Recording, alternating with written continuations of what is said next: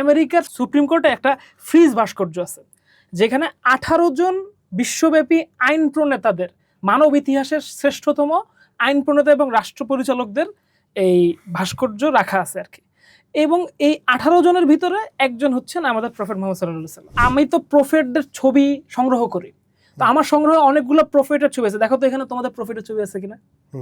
তো ওখানে অনেকগুলো তেলচিত্রের ভিতরে একটা একদম হুবহু আমাদের নবী মুহাম্মদ সাল্লাল্লাহু আলাইহি ওয়াসাল্লামের একটা তৈলচিত্র পাওয়া যায়। হিশাম বিন আল আস আবু বকর রাদিয়াল্লাহু আনহুর কাছে ফিরে এসে এই ঘটনাটা বলেন।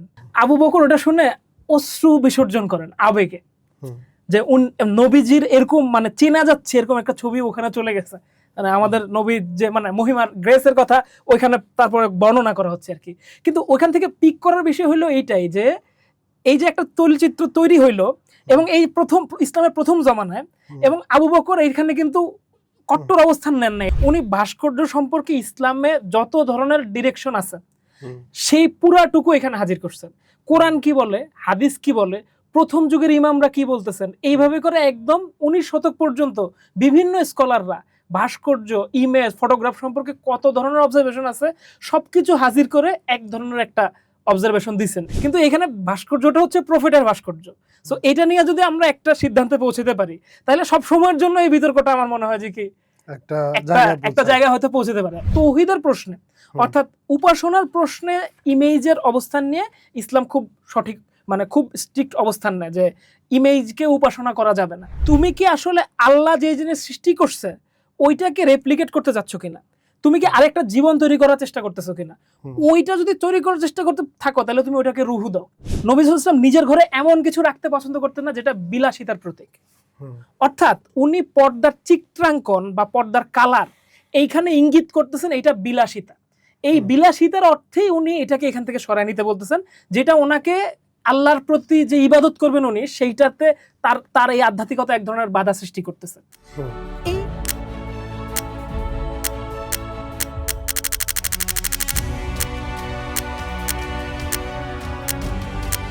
হ্যালো, স্বাগত ঢাকা পেপারসের আজকের আয়োজনে। আজকে আমরা কথা বলবো একটা খুবই আলোচিত, সমালোচিত এবং বিতর্কিত এবং গুরুত্বপূর্ণ ইস্যু নিয়ে। সেটা হচ্ছে ভাস্কর্য ইস্যু, যেটা দীর্ঘদিন ধরেই বাংলাদেশের রাজনীতি ও সংস্কৃতিতে একটা অত্যন্ত বিতর্কিত এবং আলোচিত ইস্যু। তো সাম্প্রতিক সময়ে এই বিতর্কের ধারাবাহিকতায় আমরা যেটা দেখেছি যে জুলাই জাদুঘরে ভাস্কর্য স্থাপন নিয়ে একটা নতুন করে বিতর্কের অবতারণা হয়েছে। তো সেই প্রেক্ষিতে আমরা আজকের আলোচনাটা করছি এবং আমরা একটা তথ্য দিয়ে শুরু করছি, যে সেটা হচ্ছে আমেরিকার সুপ্রিম কোর্টে হযরত মুহাম্মদ সাল্লাল্লাহু আলাইহি সাল্লামের একটা ভাস্কর্য আছে, যেই ভাস্কর্যটা নিয়ে 90 দশকের শেষ ভাগে একটা বিশ্বব্যাপী বিতর্ক শুরু হয়েছিল। এবং সেই বিতর্ক নিয়ে আল আজহার বিশ্ববিদ্যালয়ের অধ্যাপক মুফতি তাহা জাবের আল আলওয়ানি উনি একটা ফতোয়া দিয়েছিলেন এবং উনার সেই ফতোয়াটা বাংলায় অনুবাদ করেন আরিফ রহমান। তো আমরা লেখক, গবেষক এবং চিন্তক আরিফ রহমানের সঙ্গে আজকে আলোচনা করব আসলে তার অনুদিত সেই কাজটা নিয়ে। কেমন আছেন আরিফ রহমান? এই তো ভালো ভাই। যে আমরা সাম্প্রতিক সময় দেখতে পাচ্ছি যে আমাদের যে জুলাই জাদুঘর এবং সেটাতে ভাস্কর্য নিয়ে একটা নতুন করে বিতর্কের অবতারণা হয়েছে, যে বিতর্কটা চলমান। তো এইটা নিয়ে আপনার যে লেখাটা অনুবাদ করেছেন, তো সেইটার আলোকে এই পরিস্থিতিটাকে আসলে কিভাবে দেখছেন, বা সেটার আলোকে পরিস্থিতিটাকে যদি বর্ণনা করেন। আসলে এটা খুব ইন্টারেস্টিং একটা বিষয়, যে বাংলাদেশের কনটেক্সটে আপনি যেটা বললেন যে ভাস্কর্য নিয়ে যে বিতর্ক, এটা তো বহু বছর ধরেই আমরা দেখতেছি। মানে আমরা যখন থেকে চৈতন্যে আছি তখন থেকে এটা দেখতেছি। এখন এইটা নিয়ে আসলে মুসলিম বিশ্বেও বিভিন্ন ধরনের আলাপ আছে। তো এই আলাপটাকে করার জন্য আমার কাছে সবচেয়ে ভালো মনে হয়েছে এই আল আজহারের এই আলাপটা নিয়ে করার জন্য। সেজন্য আমার মনে হয় একটু কনটেক্সটটা বুঝি যে ওই ভাস্কর্যের ঘটনাটা কি ঘটছিল। আচ্ছা, এটা হইতেছে যে কি আমেরিকার সুপ্রিম কোর্টে একটা ফ্রিজ ভাস্কর্য আছে, যেখানে 18 জন বিশ্বব্যাপী আইন প্রণেতাদের, মানব ইতিহাসের শ্রেষ্ঠতম আইন প্রণেতা এবং রাষ্ট্র পরিচালকদের এই ভাস্কর্য রাখা আছে আর কি। এবং এই 18 জনের ভিতরে একজন হচ্ছেন আমাদের প্রফেট মুহাম্মদ সাল্লাল্লাহু আলাইহি ওয়াসাল্লাম। তো এই 18 জনের ভিতরে অনেক খ্রিস্টান আছেন, সেমিটিক অনেক নবীরা আছেন, এবং এই 18 জনের প্রত্যেকেই মানে খুবই মানব ইতিহাসের জন্য খুব গুরুত্বপূর্ণ। আর কোন নবীর নাম যদি বলেন? হ্যাঁ, এখানে মুসা আলাইহিস সালাম আছেন, সুলাইমান আলাইহিস সালাম আছেন, আরো বেশ কয়েকজন আছেন আর কি। তো এইটার ভিতরে যে নবীজিকে এখানে রাখা হয়েছে, এবং এটা অনেক আগের ঘটনা, মানে প্রথম বিশ্বযুদ্ধের পর দ্বিতীয় বিশ্বযুদ্ধের আগের ঘটনা, সম্ভবত 35 সালের দিকে এই ফ্রিজটা স্থাপন করা হয় আর কি। ফ্রিজ ভাস্কর্য তো হচ্ছে যে টানা ভাস্কর্য, মুখ হবে একটু বের হয়ে আসছে এরকম আর কি, মানে পুরো পূর্ণাঙ্গ ভাস্কর্য না আর কি। তো তখন কিন্তু ওই ভাস্কর্য নিয়ে খুব একটা আলাপ আলোচনা আমরা দেখি নাই, বা হয়ে থাকলে আমাদের জানায় নাই। কিন্তু 90 দশকের শেষ ভাগে এটা নিয়ে বেশ মুসলিম কমিউনিটিতে, বিশেষ করে আমেরিকাতে এবং সারা বিশ্বে বেশ আলাপ আলোচনা শুরু হয় যে নবীজির প্রতি কি অবমাননা করা হইলো কিনা। ইসলামের যেহেতু অনেক রক্ষণশীল অংশে ভাস্কর্য নিয়ে এক ধরনের একটা রিজার্ভেশন আছে। তো যখন 90 দশকের শেষের দিকে এই বিতর্কটা বেশ চরমে আসছে, তখন হচ্ছে আমেরিকার রিচমন্ড বিশ্ববিদ্যালয়ের আইন বিভাগের অধ্যাপক ডক্টর আজিজা আল হিব্রি, একজন নারী অধ্যাপক, উনি হচ্ছেন আল আজহার বিশ্ববিদ্যালয়ের ফতোয়া বিভাগে একটা চিঠি পাঠান যে এইখানে আমাদের ইয়াটা কি হবে, পজিশনটা আমরা কি নিব। কারণ ওই সময় মুসলমানরা কেউ কেউ বলতেছে এটা তো নবীর প্রতি সম্মানই জানানো হয়েছে, ওরা তো অমুসলিম, ওরা তারপরে আমাদের নবীকে চুজ করছে।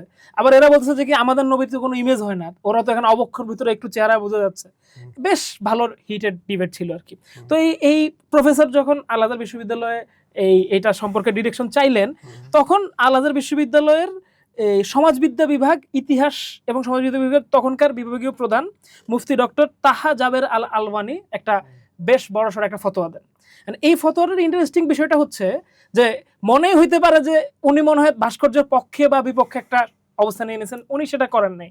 উনি ভাস্কর্য সম্পর্কে ইসলামে যত ধরনের ডিরেকশন আছে সেই পুরাটুকু এখানে হাজির করছেন।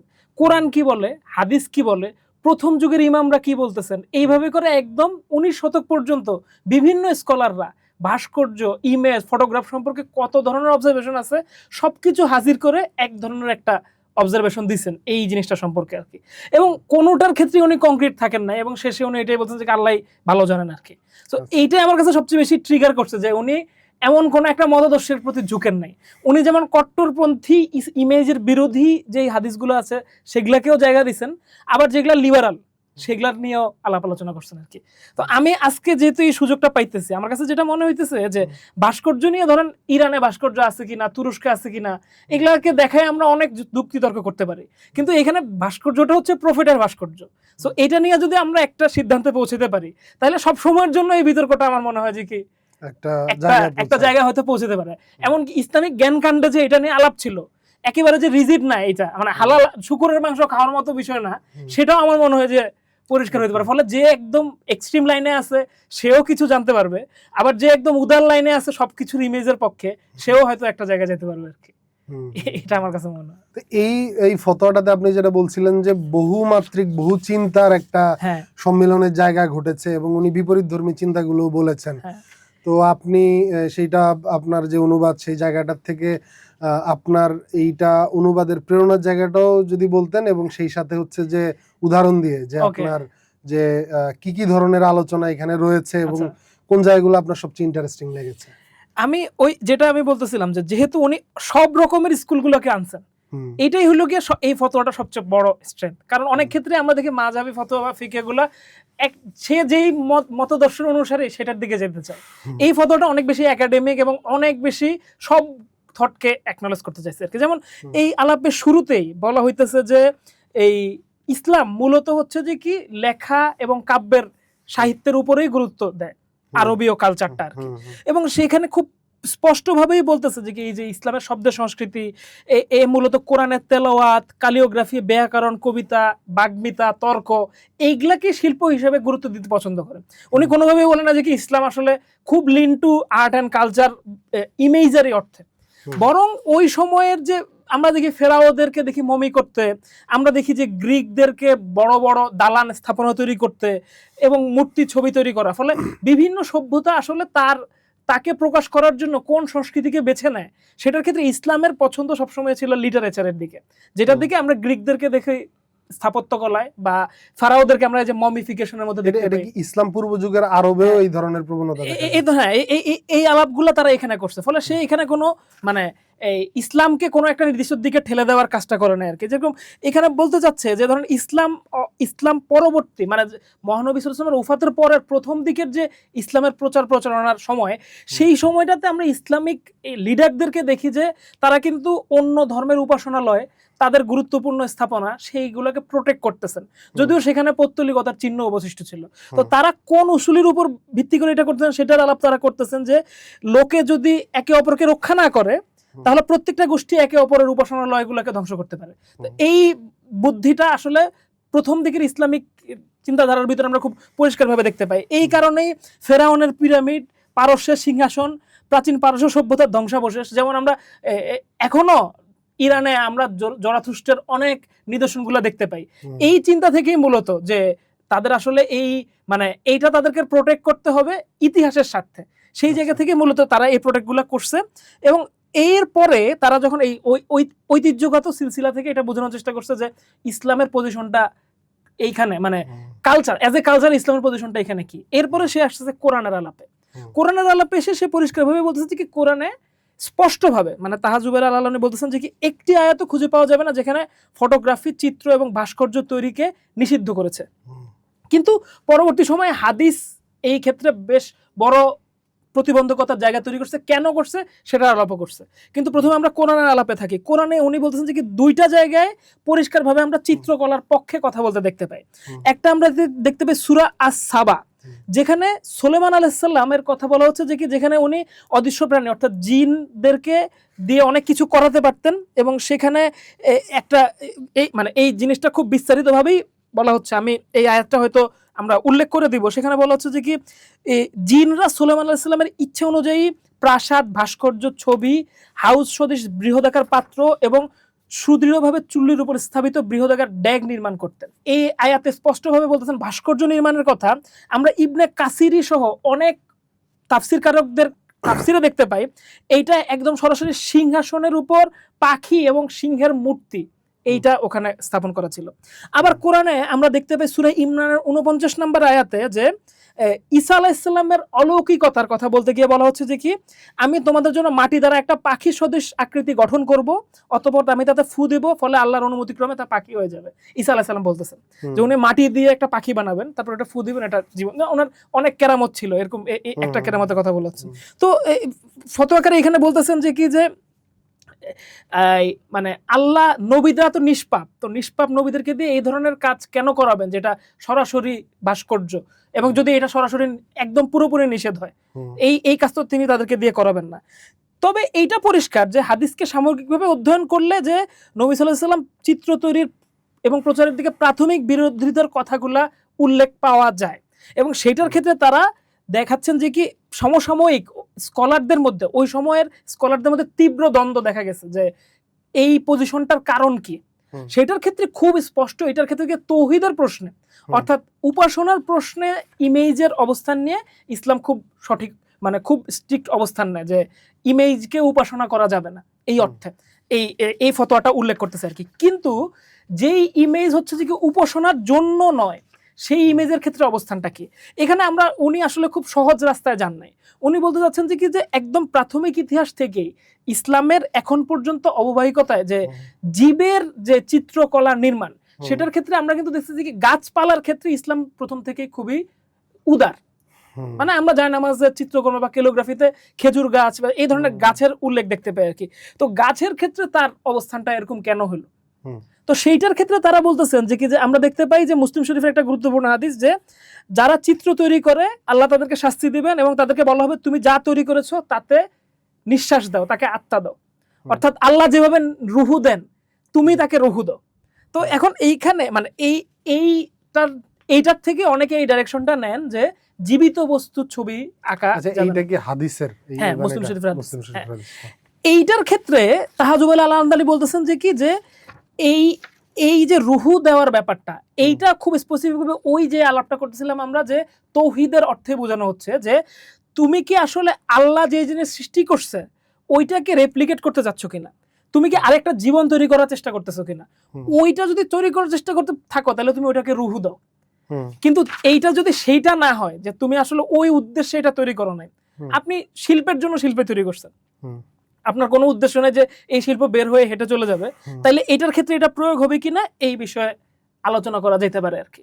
এবার সেই আলোচনা করছে, আমি যেটা বলতেছিলাম যে কোরআনের যতগুলো জায়গায় ইমেজারি সংক্রান্ত যত আয়াত আছে এখানে আছে, একইভাবে হাদিসও যতগুলো হাদিসে ভাস্কর্য সম্পর্কে যতগুলো পজিটিভ এবং নেগেটিভ হাদিস আছে সবকিছুই এখানে আলাপ করা হয়েছে। যেমন আয়েশা রাদিয়াল্লাহু আনহার একটা খুবই গুরুত্বপূর্ণ হাদিস মুসলিম শরীফে আছে 1666 নম্বর আন্তর্জাতিক সংস্করণে, সেইখানে বলা হচ্ছে যে কি আল্লাহ রাসূল সাল্লাল্লাহু আলাইহি ওয়াসাল্লাম আমার কক্ষে অর্থাৎ আয়েশা রাদিয়াল্লাহু আনহার কক্ষে প্রবেশ করলেন, যেখানে আমি একটা কাপড়ে একটা ছবি মুড়িয়ে রাখছিলাম আর কি, একটা চিত্রকলা।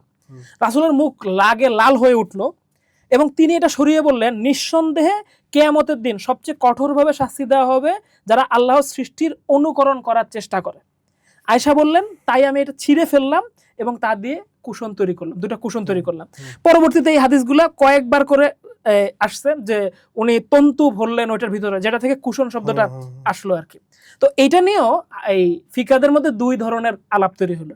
একটা ক্ষেত্রে তো খুব পরিষ্কার যে ওনার মুখ লাল হয়ে গেছে, উনি এতটা উত্তেজিত হয়ে গেছেন, সুতরাং এটা পরিষ্কার যে ছবি তৈরি করা যাবে না। কিন্তু আরো এক ধরনের স্কলাররাও আছে। আচ্ছা, আমি আরেকটা কথা বলে দিতে যে এই ফতোয়াটা, ধরেন আমি নিজে তো ইসলামিক স্টাডিজের ছাত্র না, আমার নিজের বোঝাপড়া খুবই কম, ফলে এই আল আজহার বিশ্ববিদ্যালয়ের ফতোয়াটা আমরা এই আলাপের কোনো না কোনো জায়গায় যুক্ত করে দিব আর কি, যখন এটা কন্টেন্টটা প্রকাশিত হবে, যাতে কেউ মূল ফতোয়াটা দেখে নিতে পারেন আর কি। এই ফতোয়াটা কিন্তু আপনার কেমব্রিজ বিশ্ববিদ্যালয়ের জার্নাল অফ ল অ্যান্ড রিলিজিয়ানের 15 নম্বর ভলিউমে 2001 সালে প্রকাশিত হয় আর কি। ফলে যে কেউ চাইলে কেমব্রিজ ইউনিভার্সিটির জার্নাল অফ ল অ্যান্ড রিলিজিয়ানের ওখান থেকে এটা দেখে নিতে পারেন, অনলাইনে খুব অ্যাভেলেবেল আছে আর কি, এটা খুঁজলে পাওয়া যাবে। এই যে এখানে বলা হচ্ছে না যে আল্লাহ সৃষ্টি অনুকরণ করার চেষ্টা করবে তাদের সাথে, এই ওনার মুখ লাল হয়ে গেল, উনি এটা সরাই ফেলতে বললেন, আয়েশা এটা দিয়ে কুশন মালালেন। তো এখানে অন্য মতের ফিকাহরা আরো একটা হাদিস এখানে নিয়ে আসলেন, কি ইন্টারেস্টিং দেখেন। তারা বলতেছেন যে একবার রাসূল সাল্লাল্লাহু আলাইহি ওয়াসাল্লামের নামাজে বিঘ্ন ঘটছিল। আনাস রাদিয়াল্লাহু আনহু থেকে বর্ণিত একটা হাদিসে দেখা যায় আয়েশা তার ঘরের একপাশে একটা রঙিন পর্দা ব্যবহার করছিলেন। তখন রাসূল বললেন, এটা আমার চোখের সামনে থেকে সরিয়ে নাও, কারণ এর নকশা আমার নামাজের মনোযোগে বিঘ্ন ঘটাচ্ছে। এইখান থেকে উসুলে আসতেছে যে নবী সাল্লাল্লাহু আলাইহি ওয়াসাল্লাম নিজের ঘরে এমন কিছু রাখতে পছন্দ করতেন না যেটা বিলাসিতার প্রতীক। অর্থাৎ উনি পর্দার চিত্রাঙ্কন বা পর্দার কালার এইখানে ইঙ্গিত করতেছেন এটা বিলাসিতা। এই বিলাসিতার অর্থেই উনি এটাকে এখান থেকে সরায় নিতে বলতেছেন, যেটা ওনাকে আল্লাহর প্রতি যে ইবাদত করবেন উনি, সেইটাতে তার এই আধ্যাত্মিকতা এক ধরনের বাধা সৃষ্টি করতেছে। এইবারে এখানে বলা হচ্ছে যে আয়েশা রাদিয়াল্লাহু আনহা ওই পর্দাটা দিয়ে দুটো কুশন তৈরি করলেন এবং সেইটা নিয়ে নবী আর কোনো আপত্তি করলেন না। অর্থাৎ এই যে রিসাইকেলিং, এই জিনিসটাকে, এই বিলাসিতাটা তো নষ্ট করলেন উনি, কিন্তু এইটা তো নষ্ট, মানে এইটা ফেলে দেওয়া তো এটা সমাধান না, ফলে এইটাকে কিন্তু উনি ওনার ঘরেই স্থান করে দিলেন। সো এইখানেও মানে উসুলিটা খুব পরিষ্কার যে ওনার এই অবস্থান হচ্ছে বিলাসিতার বিরুদ্ধে। ইসলামের যে কোনো সবসময় যে ওই যে মানে খাবারের ক্ষেত্রেও সে যেরকম এই অবস্থান নেয়, সেরকম এইটার ক্ষেত্রে অবস্থান নেয়। এবং ইসলামের সেই সময়টাতে, মানে আরবে সেই সময়টাতে চিত্রকল্প, স্কাল্পচার এগুলো খুবই বিলাসিতার প্রতীক ছিল। এবং ইসলাম যেহেতু একটা সর্বহারার এক ধরনের একটা অবস্থান আছে, দরিদ্রের প্রতি এক ধরনের অবস্থান আছে, সে বিলাসিতাকে সবসময় পরিহার করার একটা অবস্থানে সবসময় থাকে। ফলে এই অবস্থানে তার আসার ক্ষেত্রে ইমেজটাই মুখ্য কিনা, এই আলাপটা এখানে করা হয়েছে যে কি এটা নাও হইতে পারে এই আলাপটা। এরপরে আরেকটা খুব গুরুত্বপূর্ণ হাদিস যে আবু তালহা রাদিয়াল্লাহু আনহু থেকে বর্ণনা করা হয়েছে যে আয়েশা রাদিয়াল্লাহু আনহা বলছেন, ফেরেশতারা এমন ঘরে প্রবেশ করে না যেখানে কুকুর ও মূর্তি থাকে। এবং আমরা জানি যে এরকম একটা ঘটনা ঘটছিল যে কি আয়েশা রাদিয়াল্লাহু আনহার ঘরে একটা কাপড় রাখা ছিল এবং সেইটার কারণে ফেরেশতা, মানে উনি ফেরেশতার জন্য অপেক্ষা করতেছিলেন, কিন্তু জিবরাইল আলাইহিস সালাম প্রবেশ করতেছিলেন না। তখন উনি জানতে পারছেন যে এই ছবিটার কারণেই উনি প্রবেশ করতেছিলেন না, এবং এটা থেকেই অধিকাংশ ফিকা এই অবস্থানে পৌঁছানো হয় যে কি ছবি হারাম। কিন্তু এই ফতোয়াটা সেইখানেও অনেক দূর আগায় গেছেন যে এইখানে আমরা দেখতে পাই দুইটা এলিমেন্টের কথা বলা হচ্ছে, একটা হচ্ছে কুকুর আর একটা হচ্ছে ছবি। ছবি এবং কুকুর যেখানে থাকে সেখানে ফেরেশতা প্রবেশ করে না। তো এইটা আমাদের অঞ্চলে তো খুবই আলোচনা করি আমরা এই জিনিসটা নিয়ে, কিন্তু কুকুরের ক্ষেত্রে ইসলামের অবস্থানটা কি এটাও কিন্তু খুব পরিষ্কার। মানে কুকুর কি ইসলামে মানে অচ্ছুত বা অস্পৃশ্য প্রাণী কিনা? আমরা হাদিসে অনেক সময় দেখতে পাই যে সহচর হিসেবে কুকুরের, সাহাবীদের সাথে কুকুরদের অবস্থান আমরা দেখতে পাই। আবার পবিত্র কোরআনেও আমরা দেখতে পাই যে যে 4 জন একটি গুহায় দীর্ঘদিন ধরে বন্দী ছিলেন, সেই গুহায় সেই 4 জনের সাথে কিন্তু একটা কুকুর ছিল, ফলে তাদের কক্ষে একটা কুকুর কিন্তু তাদের সাথে মজুদ ছিল। ফলে এই কুকুরের অবস্থানটা এই কুকুরের অবস্থানের কারণে ফেরেশতা আসা না আসার বিষয়টা নির্ভর করে কিনা, সেইটার ক্ষেত্রে তাহা জুবাইর বলতেছেন যে এইটা একটা এক্সক্লুসিভ কেস, যেটা নবীজির ক্ষেত্রে ঘটছে কোন একটা স্পেসিফিক জায়গায় যেখানে আল্লাহর ওহী আসতেছে। আর জিব্রাইল ফেরেশতা তো শুধু নবীদের কাছে যেতেন, হ্যাঁ। তিনি তো সাধারণ মানুষের কাছে ফলে তো জিব্রাইল যান না। এইটাকে আমরা পুরোপুরি এইটার আওতায় ফেলতে পারি কিনা সেটা নিয়ে আলাপ করা হয়েছে। আমি যেটা বলতেছিলাম যে এই ফতোয়াটা কিন্তু সব আলাপগুলাকে এক জায়গায় করার চেষ্টা করছে আর কি। এরপরে ভাস্কর্যের পক্ষে অবস্থান নেওয়ার জন্য যে একটা পক্ষ থেকে খুব বেশি পরিমাণ যে হাদিসটাকে ব্যবহার করা হয়, আয়েশা রাদিয়াল্লাহু আনহার একটা হাদিসের উল্লেখ পাওয়া যায় যে আমি রাসূলুল্লাহ সাল্লাল্লাহু আলাইহি ওয়াসাল্লামের ঘরে পুতুল নিয়ে খেলতাম এবং আমার সাথে খেলার সঙ্গীরাও ছিল। আমার সঙ্গীরা লজ্জার কারণে নিজেদেরকে ঢেকে রাখতো, তখন তিনি তাদেরকে আমার কাছে পাঠিয়ে দিতেন এবং তারা আমার সাথে খেলতো। সহিহ বুখারী। তো এটাকে অনেকেই এখানে পুতুল শব্দটার অর্থ কি পুতুল হবে কিনা এটা নিয়ে এক ধরনের বিতর্ক তৈরি করার চেষ্টা করা হয়। সেই ক্ষেত্রে আরো একটা হাদিস আবু দাউদ এবং আল নাসাইয়ে উল্লেখ করা হয়েছে যে কি যে আয়েশা রাদিয়াল্লাহু আনহা অনেকগুলো পুতুল ছিল এবং তার এই পুতুলগুলোর মধ্যে একটা ডানাওয়ালা ঘোড়াও ছিল। তখন তিনি মুহাম্মদ সাল্লাল্লাহু আলাইহি ওয়াসাল্লাম এই ইয়াকে জিজ্ঞেস করেন, আয়েশা রাদিয়াল্লাহু আনহাকে জিজ্ঞেস করেন যে কি যে এই পুতুলটা কি? তখন আয়েশা বলেন যে এটা একটা ঘোড়া। তখন নবীজি বলেন ডানাওয়ালা ঘোড়া আবার কোথা থেকে আসলো? তখন আয়েশা রাদিয়াল্লাহু আনহা বলেন আপনি কি সুলাইমানের ডানাওয়ালা ঘোড়ার কথা জানেন না?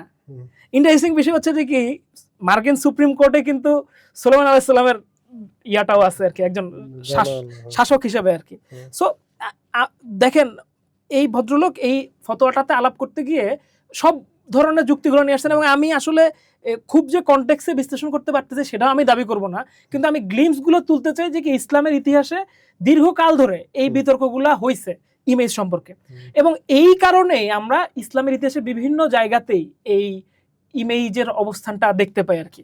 তো এই ফতোয়াটা শেষ অংশে এসে, যেহেতু আমি বেশি সময় নিয়ে ফেলছি, আমি একবারেই বলে ফেলি এই জিনিসটা যে এই শেষ অংশে এসে দুইটা গুরুত্বপূর্ণ রেফারেন্সের উল্লেখ পাওয়া যাচ্ছে।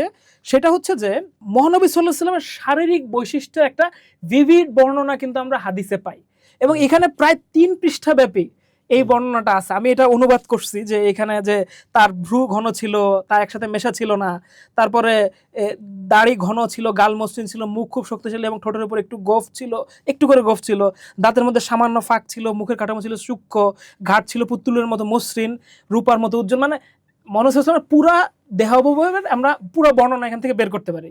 তাহা জুবাইর বলতেছেন যে এই যে বর্ণনাটা আমি বের করলাম, এই বর্ণনা যখন আমি শুনতেছি আমার চোখের ভিতরে তো আসলে একটা ইমেজ তৈরি হয়ে যাচ্ছে। ফলে এইটা থেকে আর একে ফেলার মধ্যে পার্থক্যটুকু কতটুকু, এইটাকে আমাদেরকে মানে যেই লোকটা এটা বর্ণনা করে ফেলতেছে আর যে একে ফেলতেছে এটার মধ্যে পার্থক্য আসলে কতটুকু, এই প্রশ্নটা খুবই গুরুত্বপূর্ণ মনে হয়েছে আমার কাছে। এবং এইটার কারণে আমরা দেখতে পাই ইসলামের ইতিহাসে মহানবী সাল্লাল্লাহু আলাইহি ওয়াসাল্লামের ওফাতের পর থেকে দীর্ঘকাল সময় ধরে মহানবী সাল্লাল্লাহু আলাইহি ওয়াসাল্লামের ইমেজ তৈরি করার চর্চাটা আমরা দেখতে পাই। এটার আমরা যদি প্রথমের আলাপ যদি করি এবং শেষের আলাপ আমরা যদি করি, আমরা একদম শেষ পর্যন্ত দেখতে পাই। আপনি জানেন তুরস্কে যে অটোমান সাম্রাজ্য ছিল, সর্বশেষ অটোমান সুলতান আব্দুল হামিদ, উনি যখন ওনাকে যখন উৎখাত করলো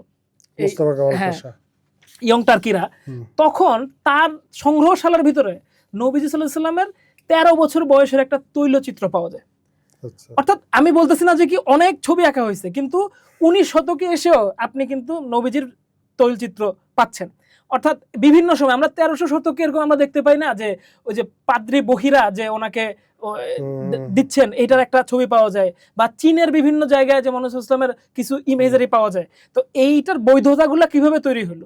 কারণ এই দীর্ঘকাল ধরেই আসলে এই বিভিন্ন স্কুলগুলোতে এই চর্চাগুলো চলতেছিল। এবারে শুরুর দিকে আমরা যদি একটা আলাপ করি, যেটা এই ফতোয়ার একদম শেষে আসছে আর কি, খুবই ইন্টারেস্টিং এই আলাপটা। ইবনে কাসির কোরআনের সূরা আল আরাফের 157 নম্বর আয়াত ব্যাখ্যা করতে গিয়ে বলতেছেন যে খলিফা আবু বকরের শাসনামলে তখন হিশাম বিন আল আস কে পাঠানো হয়েছিল বাইজেন্টাইনের সম্রাটের কাছে। এখন বাইজেন্টাইনের সম্রাট হচ্ছে যে যখন বললেন যে তোমরা কোথা থেকে আসছো, উনি বলছে যে আমরা প্রফেট মুহাম্মদ সাল্লাল্লাহু আলাইহি ওয়াসাল্লামের ইসলাম নিয়ে আসছি আপনার কাছে।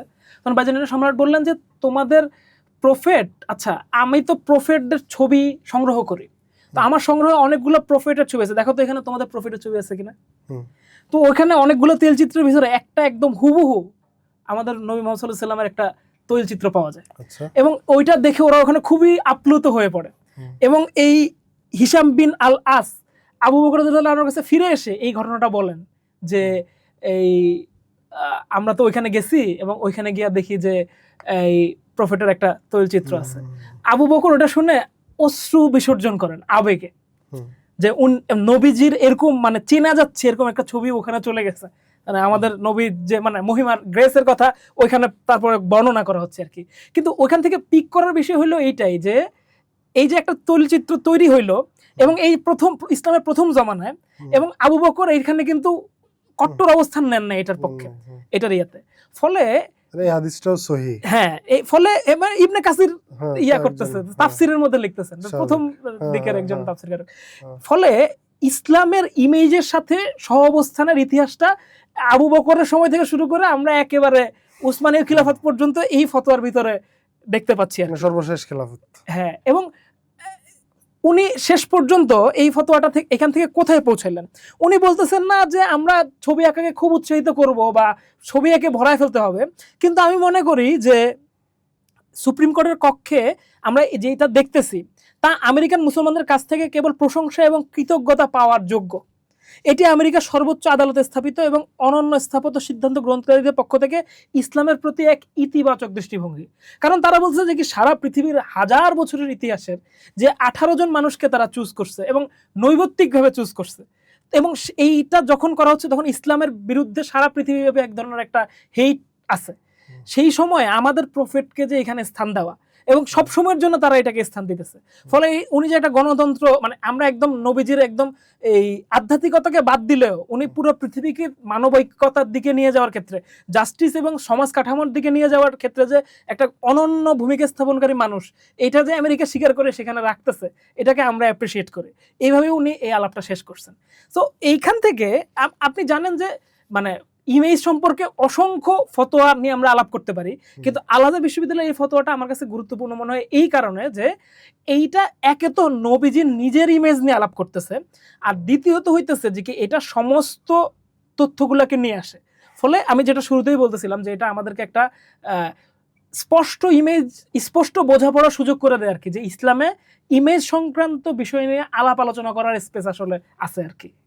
না, ফর শিওর। এবং আপনি যেই মানে লেখাটা এটা আসলে খুবই সমৃদ্ধ, এবং কারণ হচ্ছে যে এখানে সমস্ত বিপরীতধর্মী মতামতের একটা সমন্বয় আছে। এবং ইন্টারেস্টিংলি যেটা আপনি শুরুতেই বললেন, উনি সত্যিই শেষে গিয়ে কোনো নির্দিষ্ট সিদ্ধান্তে না গিয়ে বরং একটা জিনিসটাকে পজিটিভলি, যে ওরা তো জিনিসটাকে গ্রহণ করলো, ফলে এই জায়গার থেকে এবং উনার এই অবস্থানটা যেটা দেখা যাচ্ছে যে হযরত আবু বকর যেরকম মিশরের তো যেই মানে মিশরের বাইজেন্টাইনের হযরত আবু বকর যেরকম বাইজেন্টাইনের সম্রাটের সংগ্রহশালায় নবীজির ছবি দেখে যেমন তিনি আবেগে আপ্লুত হচ্ছেন, ঠিক একইভাবে আমাদের আল আজহারের এই ফতোয়াদাতা যে মুফতি, উনিও একইভাবেই বাইজেন্টাইন যেরকম সে সময় একটা খ্রিস্টান সভ্যতার অংশ, একইভাবে ইনিও মার্কিন যুক্তরাষ্ট্রে নবীজির মানে ভাস্কর্য দেখে উনিও ঠিক একই রকম প্রতিক্রিয়াই দেখাচ্ছেন, যে উনি বিতর্কটা বলবার পরে কোনো সিদ্ধান্তে না গিয়ে উনিও এই প্রতিক্রিয়া দেখানোর ক্ষেত্রে, এটাকে উৎসাহিত করার ক্ষেত্রে উনি হযরত আবু বকরের যে পদাঙ্ক সেটাকে অনুসরণ করছেন।